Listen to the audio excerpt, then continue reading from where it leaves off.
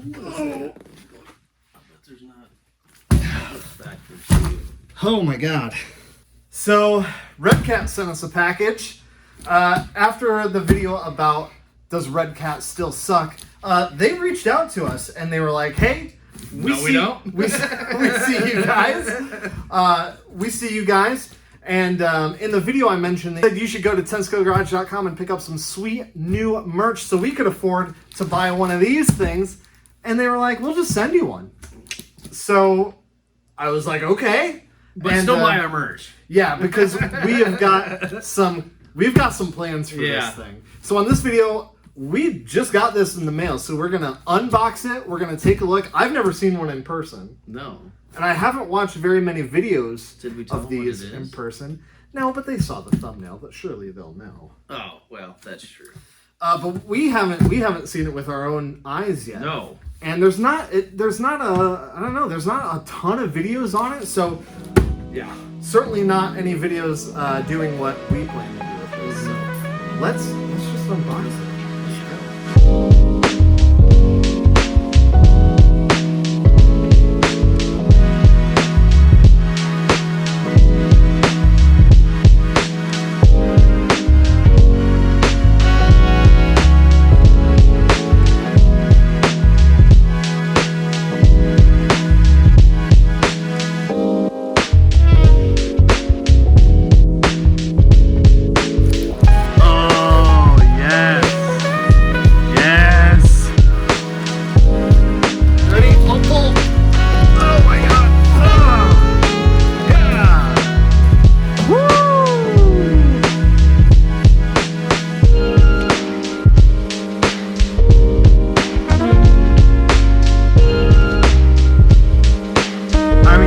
Looks like it has all kinds of goodies in the box and just looks amazing.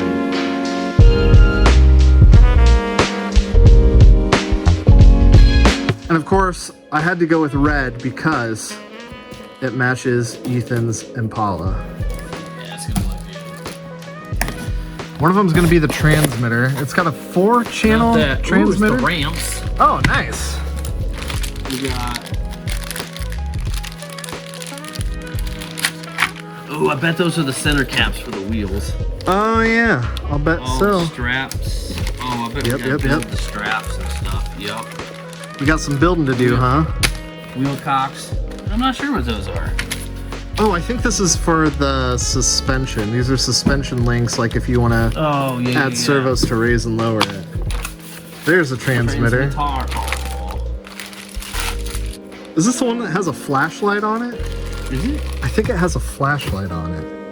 It's got that, see that LED in the front? Oh, yeah, right here. LED. Ha! Clever. Clever. So that means we can mod that LED and put something cool in there. I'm thinking a laser pointer, so when we go to street takeovers, we can... Well, Ethan, when you die, I'll save this box and I can just put you in it. That ain't no joke, there's stuff in there. Oh, we'll get to that later. Yeah, unbox the dang truck. Yes. Yes. Oh, it's like a skateboard deck. Yeah. That's pretty cool. Oh, that was close. Oh my God, it looks so awesome. And we just got a vinyl cutter, so we can put decals on here, you know, little 10 Skill Garage on the door. I'm thinking, should I cue the Marvin Gaye? Yes. I don't want no scrubs. We've come to the wrong place. Oh, that looks so good. Yeah, let's see what we got here. Dean's. Oh, that's where the battery goes? But where's the battery? I don't think it comes with a battery. Oh, you know what? It might not. No, I bet it doesn't. That's all right. We got plenty of Dean's. And just look at it. This is a 1953 Chevrolet COE, which I'm pretty sure stands for cab over engine.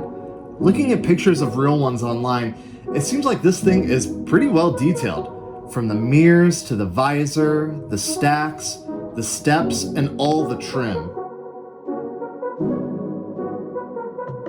It even has a full interior. So as far as being scale as right out of the box, this thing is a 10 out of 10. What they couldn't mold in Lexan isn't just forgotten or excluded. Just look at how many parts go into the interior alone. And two-tone paint is an excellent choice. But when we move back to the hauler part of the truck, there's not as much to get excited about. The Lexan on the bedsides are pretty thin and have some waves in them. Not a great representation of what would be hard, flat steel on the real deal. They do try and fix this by including stickers for the bedside, but putting stickers on this thing just, I don't know, feels kind of wrong. You're telling me the cab has all this detail, but the back just gets stickers? The ramp uses the same sort of grip tape that you would find on a skateboard, and it has spots for your wheel chocks and rubber strappy tie-down doodles. The wheel chocks are really tight in there, which is fine, but they are a pain to get out and adjust if you're looking to load things with different wheelbases. Like sticking a screwdriver in here and prying just feels wrong. This is, surely there's got to be a better way, but they are so in there. Oh my gosh. I mean, that's good. They're certainly not gonna come out, but this feels wrong. It's more of a, you know, you have one car in mind that you want to haul and you set it up for that and then you leave it alone and you don't mess with it. And I am already scarring up the grip tape on this thing. The winch is not functional. It's just a molded piece of plastic. The lights are just buckets without actual lights in them. And the back of the truck, although it does have this cool spot for your ramps to hide away and a hitch receiver, it's honestly a little bland. I was hoping for at least a novelty license plate, maybe some chrome, but I get it. This truck is all business, and you can tell by looking underneath. The front and rear axles look like something right out of Hot Rod magazine that would impress even David Freiberger. You realize the wiring you can just duct tape to the inside of the windshield. It'll be fine, because the car's not gonna run anyway. Right. Sure, they're just molded in plastic, but they look the part, and they allow you to raise and lower the truck with the optional kit. Yeah, it's only 50 bucks, but it's kind of like selling a lowrider without the hops. That's one of the coolest parts of the truck. It's got coilovers all around with a 4-link. Kind of standard RC crawler stuff here, even down to the electronics. It's a 45-turn brushed motor, so it's not gonna be fast, but it should have all the torque. All that goes through a plastic drive shaft to spin the dualies out back. It's an open diff in favor of turning radius rather than traction, with almost no travel in the shocks, so don't plan on taking this thing on anything even resembling off-road. And I'm starting to get the impression that Redcat just intends for you to look at this thing rather than actually drive it. But this is 10 Scale Garage. We took our lowrider drifting and took it off-road. We want to use our tow rig to actually do tow rig stuff. So let's take it out and drive it.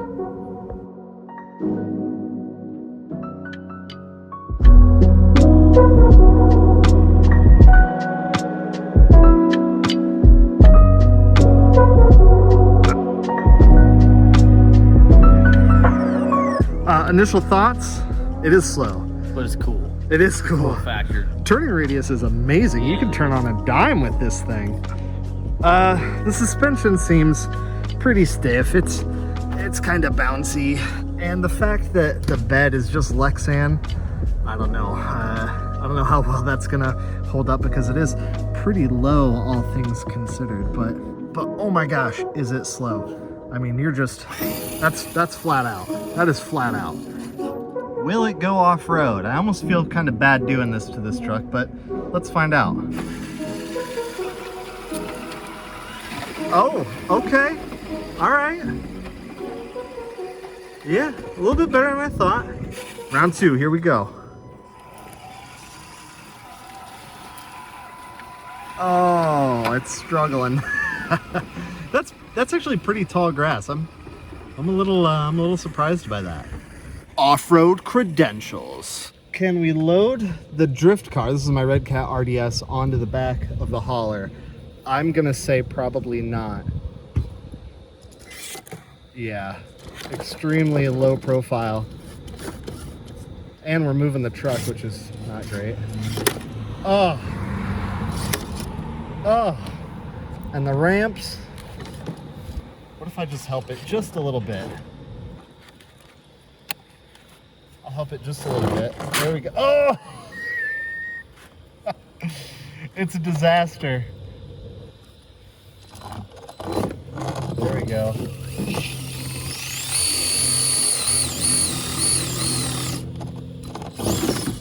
Oh my gosh, what a pain.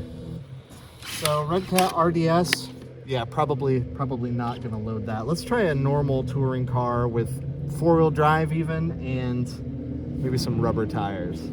This is my Tamiya TT02 in a Mercedes 190E flavor. It's all-wheel drive and it has rubber tires, so I'm a bit more optimistic about this actually working. Oh, ground clearance. Come on, baby. Hey! I call that a win. I call that a win. That was perfectly executed. I mean, I'm not one to toot my own horn, but I'm basically Michael Schumacher. I think the straps are actually intended for a crawler, like to strap the tires down, but I think we could probably strap this thing down. Probably have to remove the body to do it. Yeah, let's strap it there. Take this strap. Move it onto the chocks.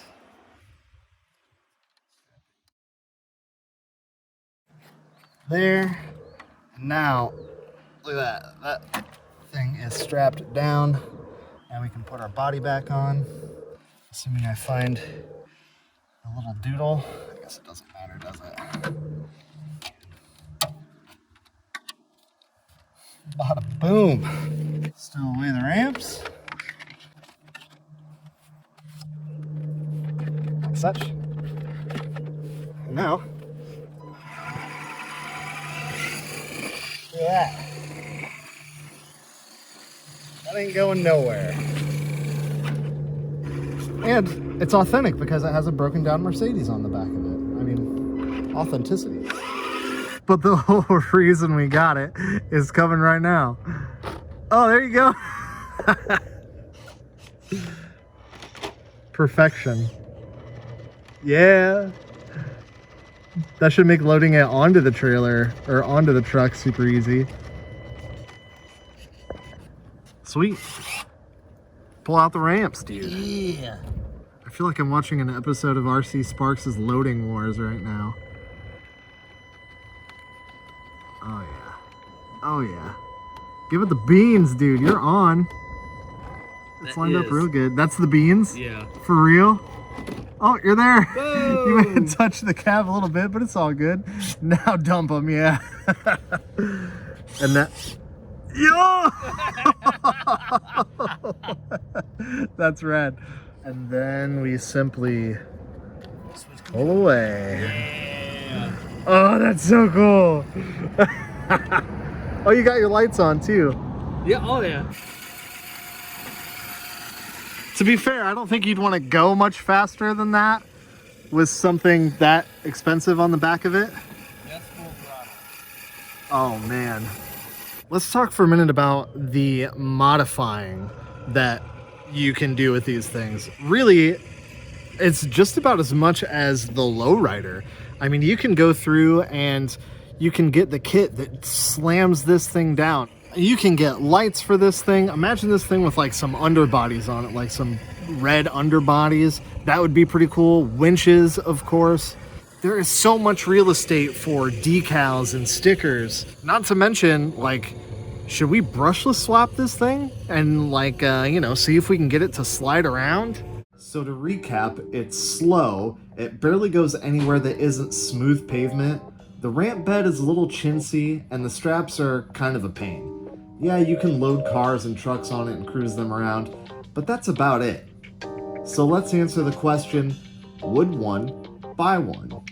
Well, it's pretty expensive, $550. And that's for the person that just wants to put it on the shelf and look at it. That's a lot for a decoration. The electronics are usable. A stronger drag brake would help keep the trunk from moving while loading vehicles, but none of that would translate into a driving experience that I would consider exciting or engaging. More power would be nice. The throttle is basically on or off with the current setup, but could you imagine a Hobbywing Axe system in this thing? Maybe a COE Pro version with some essential mods already done for people that want to actually, use it. So add a $50 light kit and the $50 suspension kit to raise and lower the truck, a brushless system to give it some more jam, a winch to pull your drift cars on and off, and we're at $750. And that's before you get a battery and charger to actually, drive the truck. That's a lot for a toy. Something that isn't going with you in the woods or bashing with your friends. It's just a flex. But as I mentioned before, this is just as much a truck as it is a canvas. In the same way the lowrider scene is full of people customizing and modifying their Impalas and Monte Carlos, this is the perfect platform to customize.